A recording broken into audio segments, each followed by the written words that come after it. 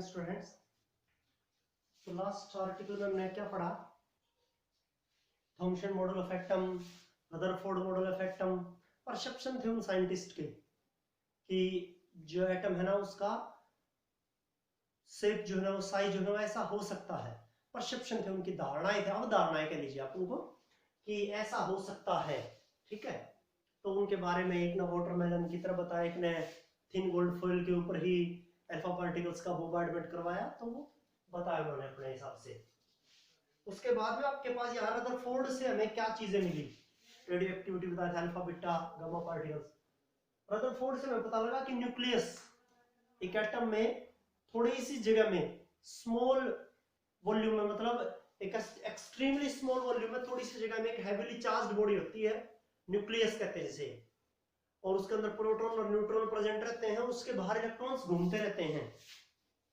तो इन proton electron neutron को तो पढ़ ही लिया हमने, तो कैसे इसको हम अच्छे से डिफाइन कर सकते हैं यहाँ एलिमेंट के बेसिस पर।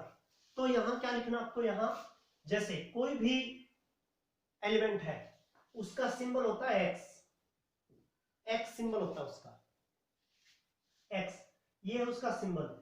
नीचे जो लिखा होगा इसके यहाँ ये जेड, ये होगा, ये जेड है इसका atomic number, atomic number. X क्या है? ये एक्स है इसका सिंबल। और यहां ऊपर जो होगा वो ए, ये होगा इसका मास नंबर, मास नंबर। कि कोई भी एलिमेंट उसका सिंबल होगा एक्स। ठीक है, जैसे कि एक एग्जांपल के लिए लिख देते हैं हम, यहां सोडियम लिखा हुआ है, सोडियम Na, क्या होगा उसका सिंबल। नीचे जेड क्या होता है उसका 11 एटॉमिक नंबर, ये ऊपर 23, ये क्या इसका मास नंबर। अब देखिए एक्स क्या है यहाँ Na सोडियम, जेड क्या है यहाँ 11 जो उसका एटॉमिक नंबर है, ए क्या है यहाँ 23 जो उसका क्या है मास नंबर है। ये एग्जांपल ऐसे रहते हैं, एलिमेंट्स को बताना, एलिमेंट को समझाना कि ना उसका सिंबल क्या है, एटॉमिक नंबर क्या है, मास नंबर क्या है। अब ये तो हो गया एटम। अब इसमें जो सब एटॉमिक पार्टिकल है, इलेक्ट्रॉन प्रोटॉन और न्यूट्रॉन्स, कितने कितने होंगे वो? इलेक्ट्रॉन प्रोटॉन्स और न्यूट्रॉन्स कितने कितने होंगे ये बताना आपको, इलेक्ट्रॉन प्रोटॉन और न्यूट्रॉन्स। तो इसके लिए आपके पास क्या है? Atomic number, atomic number is equal to the number of protons present in the nucleus of that atom. Number of proton present is equal to क्या होगा? Atomic number. जो एटॉमिक नंबर है नीचे वाला, उतने ही क्या प्रेजेंट होंगे प्रोटॉन। जैसे सोडियम का एटॉमिक नंबर है 11, तो उसमें प्रोटॉन कितने हैं? 11 ही है। हाइड्रोजन है जैसे पहले नंबर पर है, hydrogen, helium, lithium, beryllium, boron, ये एटॉमिक नंबर है 1 2 3 4 5 6, जो आप 9th क्लास से सीख रहे हैं। तो एटॉमिक नंबर क्या होगा? जो उसमें प्रोटॉन प्रेजेंट है, या जितना एटॉमिक नंबर उतने क्या होंगे प्रोटॉन प्रेजेंट होंगे, उतने ही इलेक्ट्रॉन्स भी प्रेजेंट होंगे। याद रखना, number of electrons, number of protons is equal to number of electrons. Ions के लिए अलग हो जाएगी वो चीज, आयन के लिए, क्योंकि एक आधा एग्जांपल बताऊंगा मैं, आयन के लिए नंबर ऑफ इलेक्ट्रॉन अलग हो जाएंगे। पॉजिटिव कटायन है तो घट जाएंगे, अनायन है तो बढ़ जाएंगे इलेक्ट्रॉन। प्रोटॉन उतने रहेंगे, एटॉमिक नंबर और प्रोटॉन बराबर है, प्रोटॉन के बराबर होता है इलेक्ट्रॉन, लेकिन आयंस के केस में नहीं। आयंस का एग्जांपल लिखेंगे अलग से ये चीज। और दूसरा क्या है? Mass number. फिर मास नंबर क्या होता है? न्यूक्लियस के अंदर प्रोटॉन और न्यूट्रॉन प्रेजेंट होते हैं, तो number of proton plus number of neutrons, it is the sum of, it is the sum of protons and neutrons present in nucleus is equal to the mass number। मतलब mass number क्या होता है? सम होता है किसका? Proton और neutron के number का, कि उस एटम में कितने प्रोटॉन और न्यूट्रॉन प्रेजेंट हैं, उनका सम, उनका जोड़ क्या होता है? Mass number. वो था मास नंबर। देखो जैसे ऊपर वाला है मास नंबर 23 है मास नंबर। ठीक है, क्या है 23? प्रोटॉन और न्यूट्रॉन का जोड़। प्रोटॉन कैसे पता लगा आपको? एटॉमिक नंबर 11, तो प्रोटॉन कितने हैं? 11, तो न्यूट्रॉन कैसे निकालेंगे? मास नंबर 23 यहाँ रख दे, नंबर ऑफ प्रोटॉन 11 यहाँ रख दे। न्यूट्रॉन कैसे आएगा, 11 उस साइड जाएगा, घटा जाएगा। 23 में से 11 को सब्ट्रैक्ट कर दो 12, वो क्या रह जाएगा, नंबर ऑफ न्यूट्रॉन्स, क्या रह जाएगा, नंबर ऑफ न्यूट्रॉन्स। ये आपके पास, जैसे कि तुम्हारे एनसीईआरटी में एक एग्जांपल है ब्रोमीन 3580। अब सारी चीजें मतलब proton, electron, neutron, mass number, atomic number सब बता दीजिए। तो नीचे वाला एटॉमिक नंबर होता है, तो एटॉमिक नंबर कितना है 35। ऊपर वाला क्या होता है, मास नंबर, मास नंबर कितना है 80। नंबर ऑफ प्रोटॉन कितने प्रेजेंट है, नंबर ऑफ प्रोटॉन्स P। नीचे वाला एटॉमिक नंबर होता है, एटॉमिक नंबर के प्रोटॉन होते हैं बराबर 35। तो नंबर ऑफ इलेक्ट्रॉन कितने होंगे, प्रोटॉन के बराबर होते हैं electrons, number of electrons. Proton के ऊपर पॉजिटिव चार्ज भी दिखा सकते हैं आप ऐसे, इलेक्ट्रॉन के ऊपर नेगेटिव चार्ज, इलेक्ट्रॉन की तरह जितने प्रोटॉन उतने इलेक्ट्रॉन 35 ही। न्यूट्रॉन्स पूछा आपसे, number of neutrons, number of neutrons कैसे आएंगे, नंबर ऑफ न्यूट्रॉन्स क्या होता है, मास नंबर, मास नंबर कितना उसका 80। न्यूट्रॉन निकालना है, प्रोटॉन उस तरफ जाएगा, माइनस में number of protons, number of protons कितने 35, 80 माइनस 35 कितना होगा 45। ये क्या होंगे, नंबर ऑफ न्यूट्रॉन्स। ये सारी चीजें पता लग गया। 9th की चीजें थी ये, उससे रिलेटेड चीजें 9th क्लास में था ये सब कुछ। 9th क्लास से आगे की चीज पढ़नी है हमें तो, कि 9th क्लास में ये था, ये तो हमने कर लिया था। अब 9th क्लास से आगे क्या क्या चीजें थी आपके पास, कि तो ये आपका, अब आपके पास ये तो हमने इलेक्ट्रॉन, प्रोटॉन, न्यूट्रॉन पढ़ लिया हमने ये सब चीजें। उसके बाद में कुछ क्या है आपके पास यहाँ, इन एटम को किस तरह से आप, सेम एलिमेंट के एटम होते हैं, डिफरेंट एलिमेंट के एटम होते हैं, उनमें क्या रिलेशंस होते हैं आपस में, किस तरह से हम उनको बता सकते हैं, ठीक है। तो ये आपको बताना है। तो वो देखिए, अब आपके पास ये चीजें थी, कंसेप्ट था, और अब जो चीजें मैं लिख रहा हूं वो देखिए। वो है आपके पास, पहला है जो इनके बीच में रिलेशंस होंगे, सेम एलिमेंट के एटम है, डिफरेंट एलिमेंट के एटम है, उनको कैसे बता पाते हैं आप। वो है सबसे पहले यहां है आइसोटोप्स, आइसोटोप्स, आइसोटोप्स। सबसे पहले आपके पास यहां आइसोटोप्स। तो आइसोटोप्स क्या है, the atoms of same element, atoms of same element, atoms of same element, atoms of same elements having same atomic number, having same atomic number but have different mass number, but have different mass number। Same element के atom है, वो एक ही element के, जैसे hydrogen के atom है या chlorine के एटम है। जैसे हाइड्रोजन के 3 एटम है, हाइड्रोजन, हाइड्रोजन, हाइड्रोजन, ये देखिए हाइड्रोजन एलिमेंट के एटम है 3, इनका एटॉमिक नंबर तो सेम है 1 1 1, नीचे वाला ये एटॉमिक नंबर था, लेकिन मास नंबर अलग है 1 2 3। नाम क्या है इनके, प्रोटियम, ड्यूटेरियम और ट्रिटियम, प्रोटियम, ड्यूटेरियम और ट्रिटियम। प्रोटियम का मास 1, ड्यूटेरियम का मास 2, ट्रिटियम का मास 3। सिंबल क्या होते हैं, प्रोटियम का H, ड्यूटेरियम का D, ट्रिटियम का T। ऐसे लिख सकते हैं 1 1 1 2 1 3, आप ऐसे भी लिख सकते हैं, प्रोटियम, ड्यूटेरियम और ट्रिटियम।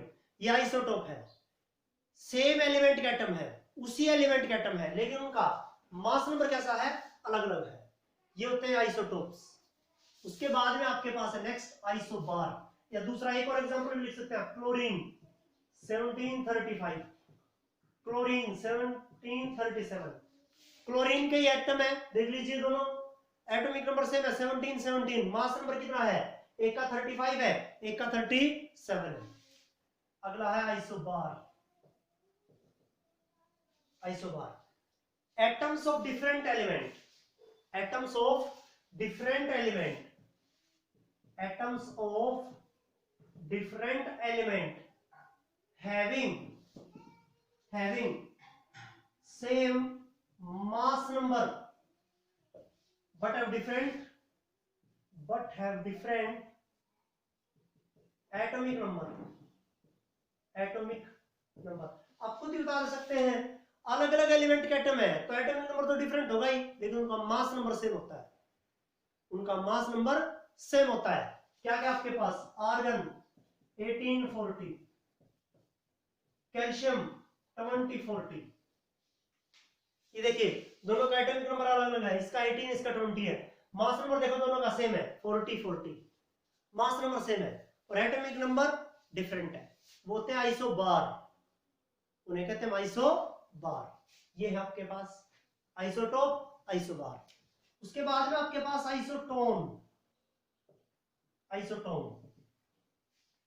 आइसोटोन्स क्या होते हैं, एटम्स ऑफ कह लीजिए आप सेम और different element having same number of neutrons,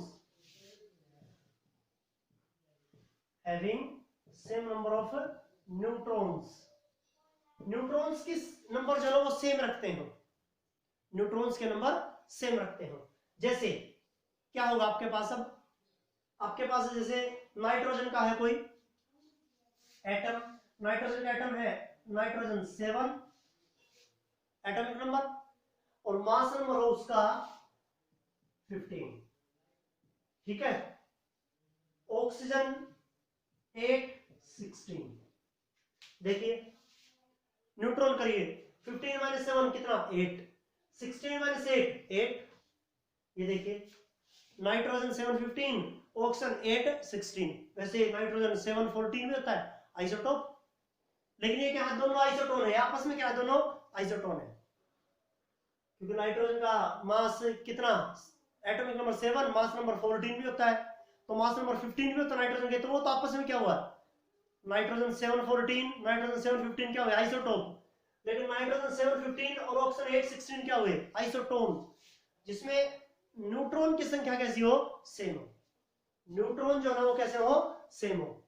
आप इसे ऐसे लिखते हैं, फॉर एग्जांपल में कार्बन 6 14, ये देखिए वो भी आइसोटोन है तीनों, क्योंकि देखिए 14 माइनस 6 क्या होगा 8 न्यूट्रॉन है उसमें भी, ये तीनों क्या आइसोटोन है, जिनका मतलब और सेम एलिमेंट के डिफरेंट एलिमेंट, तो डिफरेंट एलिमेंट के एटम है, डिफरेंट एलिमेंट के एटम है, atoms of different element having same number of neutrons, different element के एटम है जिनमें न्यूट्रॉन की संख्या कैसी होगी सेम होगी, ठीक है। तो आप सेम के लिए हम कहेंगे और एग्जांपल लिखे तो मिले नहीं तो सेम नहीं बोलेंगे, atoms of different element having same number of neutrons, ये होते हैं आइसोटोन।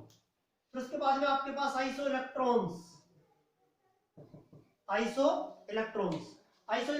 क्या होते हैं आपके पास, iso electrons species having same number of electrons, species having same number of electrons, जिनमें इलेक्ट्रॉन्स के नंबर क्या हो सेम हो, जिनमें इलेक्ट्रॉन के नंबर क्या हो सेम हो, इलेक्ट्रॉन के नंबर सेम हो, इलेक्ट्रॉन के नंबर सेम होंगे कैसे, देखिए अब लिख रहे हैं हम,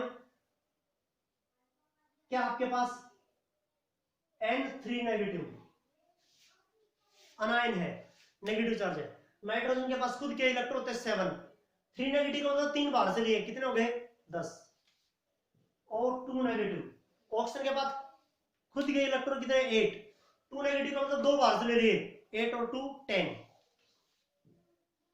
F नेगेटिव, फ्लोरीन के पास कितने इलेक्ट्रॉन्स रहते हैं खुद के 9, एक बार से ले लिया, नेगेटिव चार्ज है तो इसका मतलब बाहर से इलेक्ट्रॉन ले रहे हो 10, सोडियम पॉजिटिव, या आप यहां पहले नियोन लिख लीजिए, नियोन नोबल गैस है 10 एटॉमिक नंबर है उतने इलेक्ट्रॉन्स 10 है, सोडियम पॉजिटिव, कटायन है 11 इलेक्ट्रॉन होते खुद के, एक इलेक्ट्रॉन छोड़ दिया, पॉजिटिव चार्ज है डोनेट कर दिया, कितने इलेक्ट्रॉन जाएंगे 10, Mg2 पॉजिटिव, मैग्नीशियम 2 पॉजिटिव, कितने इलेक्ट्रॉन होंगे 10 इलेक्ट्रॉन होंगे, 12 होते खुद के, 2 छोड़ दिए 10, एल्यूमिनियम 3 पॉजिटिव, खुद के इलेक्ट्रॉन कितने 13, 3 रिलीज कर दिए 10, ऐसे होते हैं, ये क्या है आइसो इलेक्ट्रॉन्स है, ये है आइसो इलेक्ट्रॉन्स। आइसो ये देखिए जो आइसो लिख रहा है, आइसो आइसो आइसो आइसो, ये आपने 10th में पढ़ा होगा आइसोमर।